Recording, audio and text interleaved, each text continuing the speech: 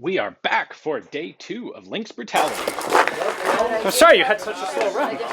Wait, you were faster than me? I beat you by 1 second. I challenge you to a duel. That was a really good run, man. Thank you. Alrighty, so stage 5 shooting positions, sponsored by Varusteleka. This was originally a slightly more complex stage that was simplified when they ran it in the pre-match to get rid of some elements that just weren't reliable. So what we have here are 5 separate shooting positions. There is a single full-size silhouette at 150 meters. You have to hit it twice from every position. So the third one here is in contact with the post. That, and then through the open door of the car. So total, in theory, of only 10 shots if you make every hit, which I'm not quite doing. And then the last one is over the top of the car at the end. Once you complete this, you do it again. And I'll tell you what, it's definitely harder the second time, especially this offhand position. There were some people who tried to stabilize on the rope, and you certainly were allowed to. We were kind of unconsciously encouraged to hang on to the rope, but that is a false friend there. That rope is not a stable thing to help brace yourself with. So I had some real trouble with these offhand hits. Wasn't the rifle, it was just me. Had a hard time holding it stable to make offhand shots. Anyway, proactive reload there, and now we can get back to some shooting that is stabilized, that I do have some solid support for, which goes better. That's definitely easier to make hits. Overall, through the whole match, I had 0 malfunctions of any kind with the FAMAS, and this is actually one of the SP prefix factory-made semi-auto FAMAS rifles, full auto rifles that has been neutered down to semi-auto, but those were international sale FAMASs. Anyway, with the rifle section done, it's now down to the end of the range to engage our 2 friendly pistol arrays here. So it's interesting. The pistol shooting in this match overall was a bit well, every stage was fairly similar, but really fun. This is a good balance of challenge and fun. Now, what I did here, I started having trouble on the Irish rack, so I let it slow down a bit and just moved over to the Texas Star. Figured I'd finish that first. Another proactive reload there, and then I can get the last couple of plates. This was probably my least successful pistol stage of the match, and it was still pretty darn good. I was saying this too much last time. I'm very happy with that Arex Delta. Now, stage 6 from Brownells. This is wall weights. You may notice here, if you watched yesterday's video, that we are repeating new stages on the same shooting bays that we had yesterday. So this time we have the same 2 rifle targets, and I have to hit each of them once. Then you've got our friendly 15 kilo or about 33 pound weight bags. You have to throw them all over the wall and then crawl through the hole in the wall. Come over here to the pistol side where we have 2 mini IPSC silhouettes. Hit each pistol target twice, and then rinse and repeat. So you have to do 3 sets of rifle engagements, 3 sets of pistol, and every time you go between the 2 sides of the bay, you have to throw those 3 bags over the wall. So the idea here is to get you nice and winded and tired and then present shooting challenges. Sorry, camera brightness goes a little out of whack here, and then it comes back.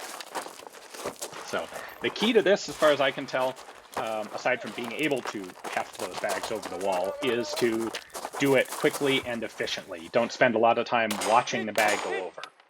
As soon as you've got that bag up in the air, move on to the next one. Also, it doesn't help you to throw them too far, because then you end up having to collect them from around the wall like this before you can continue. Also, if you do it fast, make sure not to hit yourself in the head with one of the weight bags. I didn't quite do it, but I kind of came close on the one. All right, so that's our last set of rifle hits. The bipod on the FAMAS again comes in significant handy there. Just makes it really simple to make those rifle hits, even though it's a fairly small target. Back to the pistol for one last set of hits. And there we go. I did really well on this one. Second place, overall second place in my division. 1:08.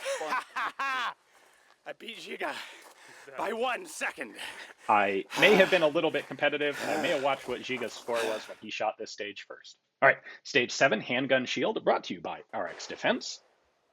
This is a handgun-only stage using a ballistic shield and shooting at clay pigeons. So there are 10 clays. You hit the first one with both hands, then pick up the shield here, and you have to engage 2 more clays, strong hand only, from this barricade, which is a little bit tricky. It's made trickier by the fact that the viewing port in the shield, which, by the way, you have to shoot through, that viewing port is concave. And so if you don't have your sights set if you're not shooting through the middle, if you go to the edge of that viewing port, you'll get refraction, and you'll have a really hard time hitting anything. Anyway, you finish off the first 5, and then you have to switch and shoot the next set weak hand only, again, through the shooting port. This also got rather challenging. So it's 2 clays from the first barricade, 3 clays from the second barricade. There we go. There's another one. Now there's 4 clays left. I have to hit 3 of them. There we go. Weak hand only through the shield. There are a couple times here where I get off target and I realize, oh wait, I'm kind of moving towards the corner.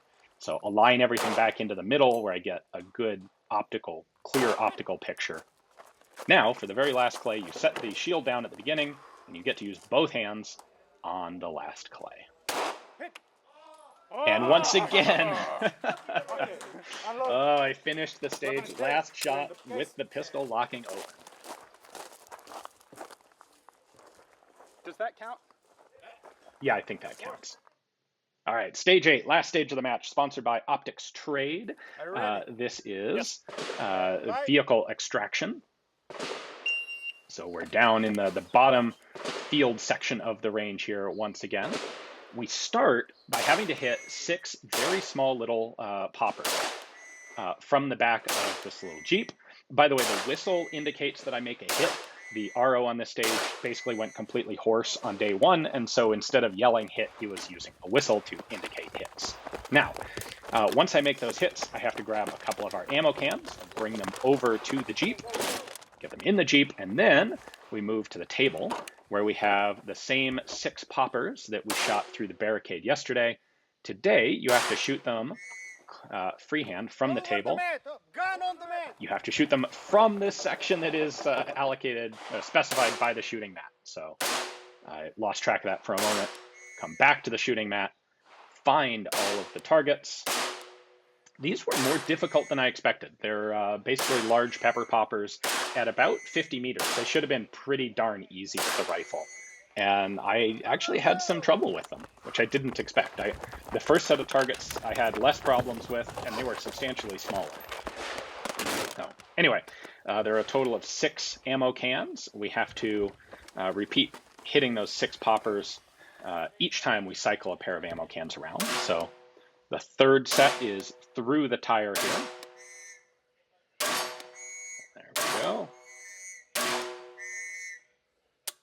Oh, and out of ammo. The FAMAS does not lock open when it's empty. So I should have done a proactive reload probably, but whatever.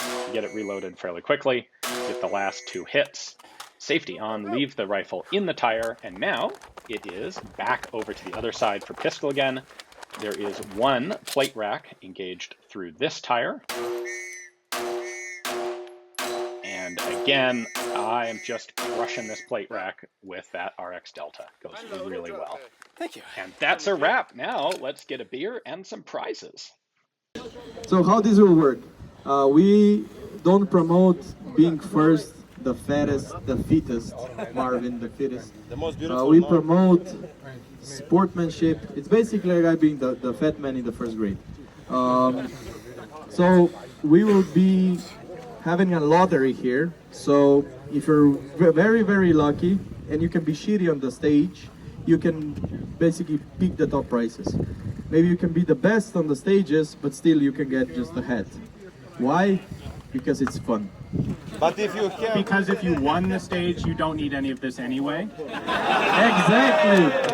But also, if you have fast hands, you can get... Yes. Serbia representing here.